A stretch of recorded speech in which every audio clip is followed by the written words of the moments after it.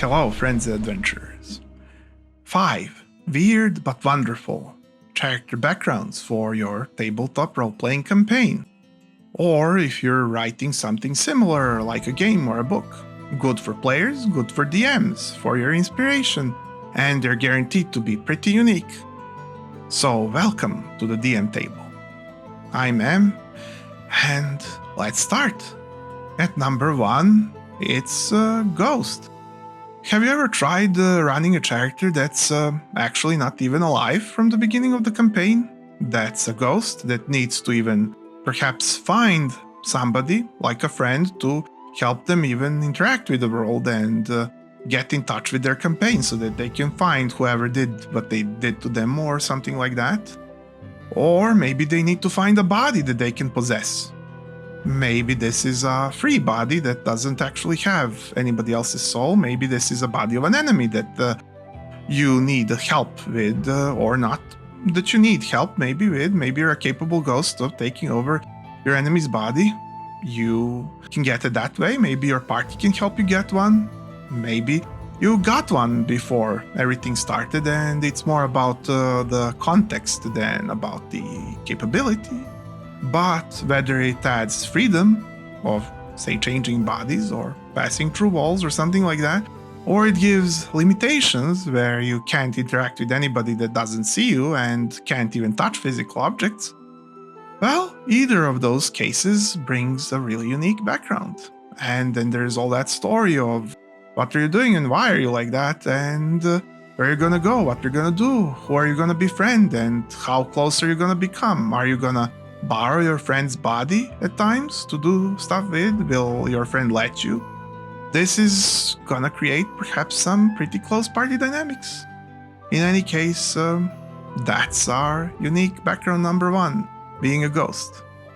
At number 2, we have being raised in a dungeon. Yes, raised in a dungeon. It's like one of those situations when a child is raised in a jungle by wild animals, but in this case it can be monsters, or it can be something magnificent like a dragon. And now your character has something akin to a noble background, being all proud disciple of a silver dragon or something like that, or maybe it's completely different. Maybe they have a rootless upbringing of a black dragon. And yet in both cases they're perhaps naive about the world of humans and elves and dwarves and so on, where they will be going to rejoin the society, closely physically resembling them, but not so much mentally. How will they act? What will they do? But then maybe we have a more playful little individual that was raised by goblins. Or maybe we have indeed a feral child that was raised by some much more wild monsters, and yet what kind of culture and ability does this bring to the table? Because there's a whole manual full of monsters that you can extrapolate from. And what will this give your character from their parents, shall we say? What will you bring to the city? What will you bring to adventuring? What will you make out of this whole thing? Only you know, and your environment maybe helped you or detracted you, but you succeeded, and your background is as unique as they come. At number 3, we have Spacefaring. Have you ever tried that? Have you ever played all the Might and Magic games? They had spacefaring people of great importance, being all kinds of wizards and powerful people in the otherwise fantasy campaign, but even if we don't go that far, what about when somebody from a spacefaring race that doesn't perhaps have as much magical abilities? What when they crash? What when they crash on a fantasy-like planet? What about all that perspective and situation of a very future culture person in a magical world without any dimensional travel or even modern aspects of world in which we here live? No, you can have a person of quite an advanced culture meeting with new forces and having even perhaps the whole party of their friends with them after the crash, exploring this new wonderful world. It reminds me of the start of a campaign from the Warriors of the Eternal Sun that I've seen as a Sega game. That is a D&D campaign, by the way. I haven't finished the thing, but whilst it's not immediately a spacefaring thing, it's more like a fortress gets transported into another world, and then the D&D characters from the fortress go and inspect the outside world that is all kinds of different. This is very similar situation, and I have suggested it to my players a couple of times in the past because I was inspired by the Warriors of the Eternal Sun, indeed. So that's a really original background that we can have for our characters. Speaking of which, we can even have them from some sort of interesting close to fantasy society that is still spacefaring and different. Imagine how some characters from Dune would behave in suddenly going into a D&D-like world. This could be very interesting to explore. So don't limit yourself to what you first think of, because what you think of next might be even better and surprise you. But maybe the first thing was great, so keep at it and do whatever you like.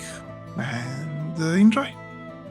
So at number 4, we have an emissary. Emissary would be a character that kind of avoids the situation of being the chosen one type of thing where they need to save the world or something, but they can be an angel of heaven descended on the earth to do some job there, being chosen by the god or somebody else. It can be from any pantheon, any angle, or any even faction. This doesn't have to be an angel or a god. You can have mortal people do the emissary background, but now you have quite a complex background for your character that has ties and regulations that they work on, but they have new powers and freedoms, and yet those freedoms also come with new limitations that are not freedoms, and so your character has quite a deep cultural background that still, in a way, isolates them in the world and makes them unique. And maybe they need to hide it. Maybe they don't need to hide it. Maybe they are supposed to be an emissary of the type that's supposed to promote their faction quite boldly and openly, being very much an example to followers of the faction or future allies or potential followers or just the world in general. They might be a sort of an ambassador or like an idol figure to their people or some sort of thing like that, but they could be also a secret agent in quite the opposite circles, where they not only need to keep it secret, but it's directly dangerous for them to reveal themselves in the lair of their enemy. This can be interesting even if the other party members know, because the roleplay between them can be interesting to follow, even for the people who do know. And yet they roleplay that they don't know. However, this is best perhaps played when the whole party is in it together and they are all emissaries of the same faction perhaps. Or you can have them be emissary of different factions that collected together to go on the same quest. Who knows? There's so many options that I would simply create hours upon hours of endless exposition of how this can work. But easiest thing for you to be is to be free and think of what's best for your campaign and your own character that would bring you the greatest joy, so as to have the kind of unique environment that you love and prefer. And finally, at 5, we have Returnee. This is a kind of a time traveler, but without the usual pitfalls of time travel, because I usually dislike somewhat time travel in things because it's so unwieldy. And yet I kind of also like it because it's so esoteric. So, you know, it's a grab bag of situations, but the Returnee background doesn't have the negatives, nor does it have all the positives, but it does have a person that, for some great, grand reason, at the end of the campaign, has triggered some sort of return of everything to the beginning. This isn't exactly time travel because everything is rewound. They just keep memories of the campaign and they return to the beginning. But this is not something that you normally play first, the whole campaign, and then return to the beginning. No. This is something where you have, as a DM, much more liberty to do exposition, and even as a player, you have freedom to arrange with the DM all kinds of details, much more about who you meet, who you play with, what happened. It's a huge campaign that apparently your character played, and now they return to the beginning.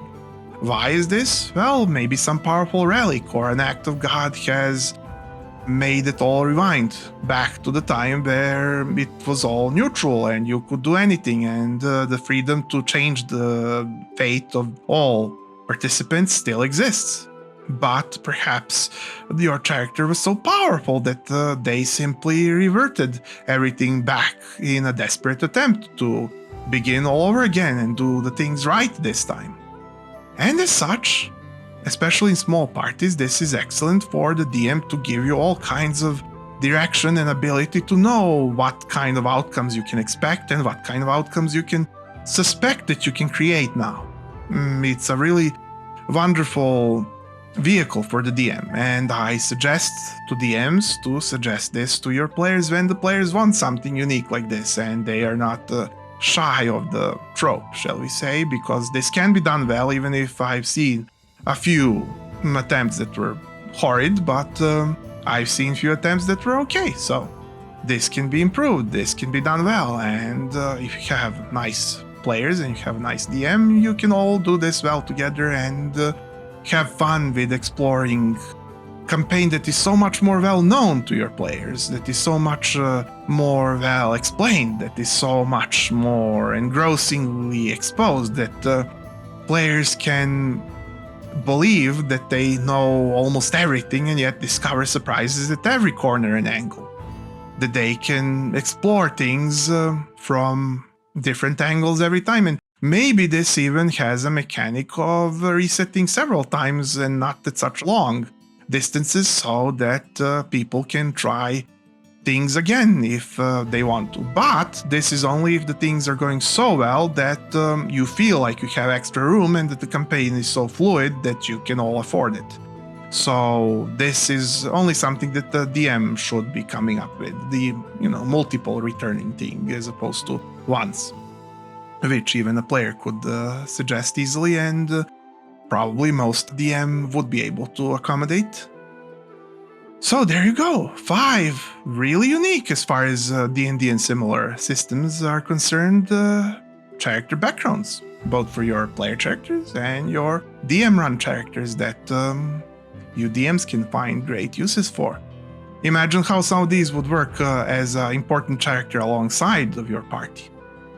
They could give much more insight into these different perspectives, but also this can all be suggested to create glorious campaigns that arise from such characters and such situations.